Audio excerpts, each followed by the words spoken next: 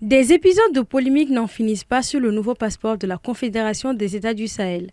En février, la polémique était due à des blocages administratifs où des Maliens en Europe se sont vus refuser le visa Schengen qui est dû à la procédure de vérification des spécimens du passeport AES pour permettre l'authentification des documents.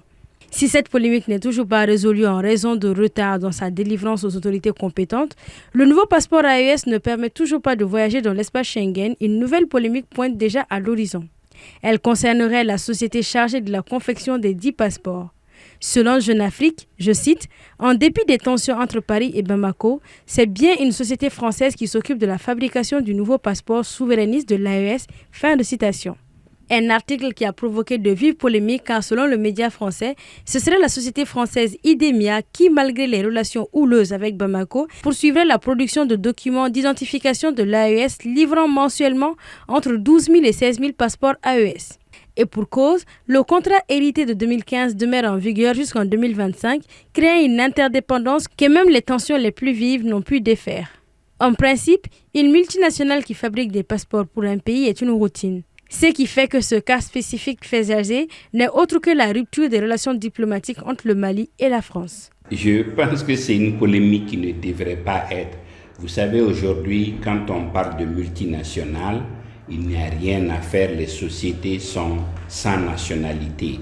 Si c'est une société française qui confectionne le passeport malien, ça n'enlève en rien notre indépendance puisque nous payons un service. Pour certains, si l'information donnée par Jeune Afrique est avérée, les autorités maliennes pourraient se retrouver dans une position inconfortable en raison de la souveraineté toujours proclamée par celle-ci concernant la rétention annoncée du fichier biométrique malien par une société française.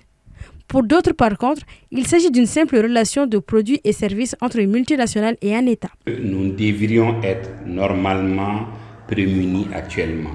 C'est-à-dire que si nous prenons une société, quelle que soit sa nationalité, qui nous confectionne le passeport, ça veut dire que nous avons pris les dispositions pour que la base de données reste malienne, pour que la base de données reste de façon souveraine aux mains des autorités. Mais si jamais, quel que soit, même si c'est une société russe qui confectionnait et qu'on lui donnait notre base de données, ce serait une faute de notre part, puisque c'était le sens de notre combat que pas que nos données soient avec une société française, mais que nos données soient avec une société étrangère.